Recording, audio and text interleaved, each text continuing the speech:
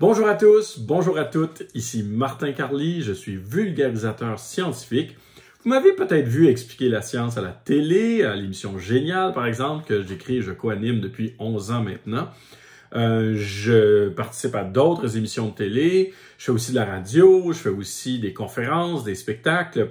Certains le savent, parce qu'ils ont été mes élèves, mais bien des gens ne savent pas que j'ai aussi été enseignant pendant 5 ans au secondaire. J'étais enseignant à l'école Saint-Gabriel à Sainte-Thérèse et aussi à l'école secondaire des Patriotes à Saint-Eustache. Au niveau secondaire, j'enseignais les maths et les sciences de secondaire 1 à secondaire 5. En plus, mes 2 filles vont à l'école publique ici à Montréal. Donc, pour moi, l'école publique, c'est très important. J'étais donc très heureux lorsqu'on m'a demandé d'animer cette édition science du quiz de la semaine pour l'école publique, édition donc 2020, qui porte sur la science. C'est donc moi qui vais vous donner les réponses aux questions qui vous ont été posées. Le quiz se tient du 6 au 16 octobre. Vous avez la chance avec votre classe de gagner un des 3 prix. C'est un livre offert par la FAE, la Fédération autonome pour l'enseignement. Et vous avez assurément le plaisir de gagner, le plaisir de faire un quiz. Hein? C'est pas pire, ça? On fait des questions ensemble, ça c'est le fun. Alors, dans cette capsule-ci, je vais vous donner les réponses pour les questions de niveau 1. Il y avait niveau 1, niveau 2, niveau 3. Niveau 1 étant les plus faciles ou les moins difficiles. Après ça, niveau 2, plus niveau moyen intermédiaire. Niveau 3, un peu plus difficile. Alors voilà, je vous souhaite bonne chance. Je suis content qu'on soit là ensemble et que je puisse répondre à ces questions. Il y a 5 questions par niveau. Pour chacun des niveaux, il y a aussi une question liée à l'actualité qui nous affecte beaucoup, disons, depuis quelques semaines, quelques mois. On parle évidemment de la pandémie de COVID-19 causée par le virus SARS-CoV-2. Donc, on m'a demandé de faire une question par niveau qui porte sur cette nouvelle qui est aux nouvelles tous les jours. Finalement, on s'en débarrasse toujours pas.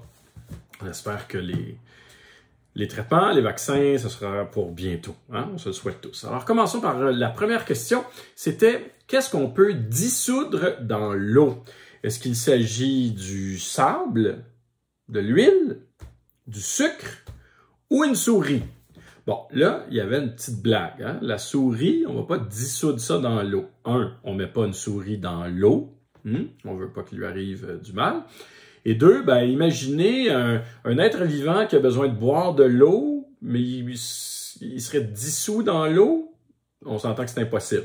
C'était une petite blague. Pour vous aider à éliminer un choix là, rapidement. Le sable maintenant, si on met du sable dans l'eau, même si on le brasse là, pendant une semaine, on va toujours voir le sable. Il ne sera jamais dissous. Ce n'est pas la bonne réponse. L'huile maintenant, quand on mélange de l'huile et de l'eau, ben, on voit éventuellement que l'huile et l'eau vont se séparer.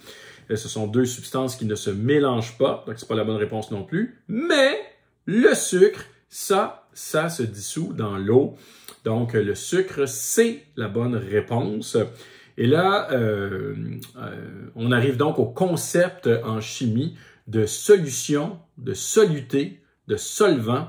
Une solution, c'est un mélange de substances et après ce mélange-là, on ne peut plus les distinguer, ces substances-là. Et le soluté, c'est ce qui est en plus petite quantité dans le mélange. Le solvant, c'est ce qui est en plus grande quantité. Donc, dans de l'eau sucrée, j'espère que vous avez mis moins de sucre que d'eau. Le sucre serait le soluté et l'eau serait le solvant, tout simplement. Je pense que ça, je suis pas mal sûr que vous l'avez eu. Deuxième question. Les emballages de bonbons d'Halloween sont recyclables ou pas, selon vous? Est-ce qu'ils sont recyclables? Les choix de réponse étaient oui. Oui, mais seulement s'il y a plus de bonbons, de chocolat collés sur l'emballage. Ou non, ils ne sont presque pas recyclables, ou ils ne sont pas recyclables dans la presque totalité des cas. Eh bien, la réponse, c'est que non. Pour la plupart, ils ne sont pas recyclables. Non seulement ils ne sont pas recyclables, mais ce qu'on nous recommande, en fait, c'est justement de pas prendre de chance. Quand tu sais pas si quelque chose est recyclable ou pas, t'es mieux d'aller voir, d'aller vérifier, par exemple, sur le site de Recycle Québec et de pas mettre ça dans le bac de recyclage au cas où. Pourquoi? Parce que quand on met quelque chose qui se recycle pas dans un bac de recyclage, ça vient contaminer la matière qu'on cherche à recycler. Par exemple, les petits emballages de bonbons pourraient se faufiler dans des feuilles de papier. Le papier, ça se recycle. Et là, ben, ton papier est de moins bonne qualité parce qu'il y a eu toutes sortes de débris, ça devient plus compliqué à trier. Donc, quand on n'est pas certain, on ne met pas dans le bac de recyclage. Une chose est certaine, on va vérifier sur le site, par exemple, de Recycle Québec, qu'est-ce qui se recycle, qu'est-ce qui se recycle pas. C'est bon? Parfait. Alors, troisième question. Si on se coupait jamais les cheveux, est-ce qu'il pourrait toucher le sol éventuellement? Là, on avait oui ou non comme choix de réponse. Hein? C'est pas si pire, ça va bien. Alors, la réponse, c'est non. Non, il ne pourrait pas toucher terre. Pourquoi? Parce que, premièrement, les cheveux poussent à une certaine vitesse et qui n'est pas très, très vite. Hein? Si tu regardes les cheveux de quelqu'un, tu ne les verras pas pousser. Ça ne pousse pas très, très vite.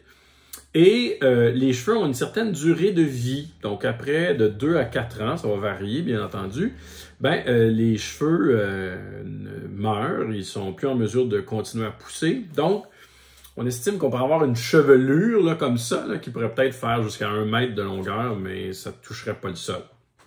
À moins de faire moins de 1 mètre de hauteur.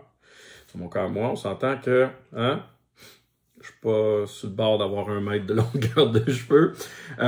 Et ça veut dire, ça me fait rire parce que ça veut dire que, tu sais, l'histoire là, de Réponse là, qui lançait ses cheveux par la fenêtre de sa tour de pierre pour qu'on puisse escalader ses cheveux et aller la sauver dans la tour. Ben là, ça veut dire 2 choses.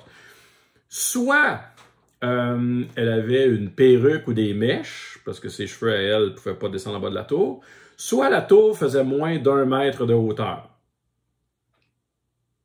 C'est une tour de moins d'1 mètre de hauteur. Est-ce qu'on appelle ça encore une tour?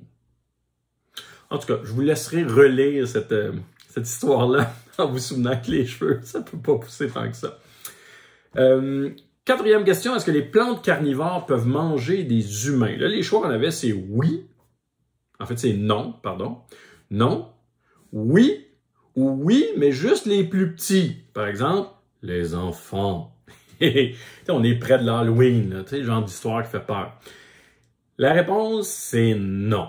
Non, les plantes carnivores ne mangeront pas les humains, même les plus petits.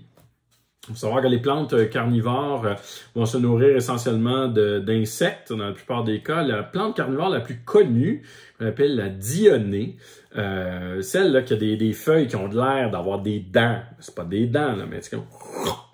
et qu'on voit dans les films et tout ça. On nous présente toujours ça comme si c'était une grosse plante, mais en réalité, une dionée, c'est à peu près gros comme ça. C'est tout petit. J'en ai déjà eu une à la maison. Et, mais c'est vraiment une merveille de la nature parce que ce qui se passe, c'est quand, par exemple, il y a un insecte, une mouche qui entre dans ses feuilles, si la mouche touche plus d'un poil qui est à l'intérieur des feuilles mobiles de la plante, dans un certain laps de temps, hop, automatiquement, les feuilles se referment sur l'insecte. C'est comme ça qu'elle sait que c'est pas le vent qui l'a fait bouger, mais c'est peut-être un insecte.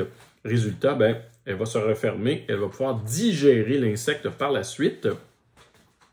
Si on a une plante carnivore comme ça à la maison, on ne s'amuse pas à faire bouger ses feuilles. Je sais qu'on a tous le réflexe de « Ouh, je veux voir ses feuilles bouger », mais on ne fait pas ça parce que ces pièges-là ont une certaine durée de vie, puis ça veut dire qu'ils vont finir, ces pièges-là, par mourir. La plante perd beaucoup d'énergie à les fabriquer, ces pièges-là. Donc, on ne s'amuse pas à faire refermer les plantes comme ça. Dernière question. Est-ce qu'un virus comme celui qui cause la maladie COVID-19, donc le virus SARS-CoV-2, ça peut voler? Choix de réponse, oui ou non. La réponse, c'est non. Heureusement, c'est non. Ça ne vole pas. Le virus, lui, il va se propager dans des gouttelettes qui sortent de notre corps. Donc, des gouttelettes qu'on va expulser dans notre environnement. Quand on parle, des gouttelettes qu'on ne voit pas à l'œil nu, mais le virus est encore plus petit que ça, des gouttelettes qu'on va envoyer dans notre environnement quand on tousse, quand on éternue. Donc ça, c'est des véhicules pour le virus. Ces gouttelettes-là, ben, les plus grosses vont finir par redescendre sous l'effet de la gravité. Elles vont redescendre en moins de 2 mètres. C'est pour ça qu'on dit, ben, il faudrait se tenir à une distance de 2 mètres les uns des autres. Comme ça, les gouttelettes les plus grosses ont le temps de redescendre. Et les plus petites, elles, malheureusement, elles peuvent demeurer en suspension dans les airs. Et évidemment, on pourrait entrer en contact avec ces gouttelettes-là qui demeurent en suspension dans les airs un certain temps, même après que la personne infectée ait quitté la pièce. Ça, c'est ce qu'on appelle des aérosols. Et c'est notamment ça qu'on essaie d'éviter qui se retrouve dans l'air qu'on respire quand on demande de porter des masques. Et quand on dit qu'il faudrait bien ventiler, bien aérer une pièce. Donc à la maison, par exemple, on peut ouvrir les fenêtres, on veut avoir un bon système de ventilation. Donc le virus, il vole pas, il se promène dans des gouttelettes, et ces gouttelettes-là, ben, elles retombent vers le sol quand elles sont plus grosses. Elles peuvent demeurer un certain temps en suspension dans les airs quand elles sont plus petites, mais avec le masque, on intercepte ces gouttelettes. C'est pour ça qu'on nous demande de porter un masque. Alors j'espère que vous avez bien réussi ces 5 questions de niveau 1. On se voit bientôt, peut-être même tout de suite, pour les questions de niveau 2. Salut!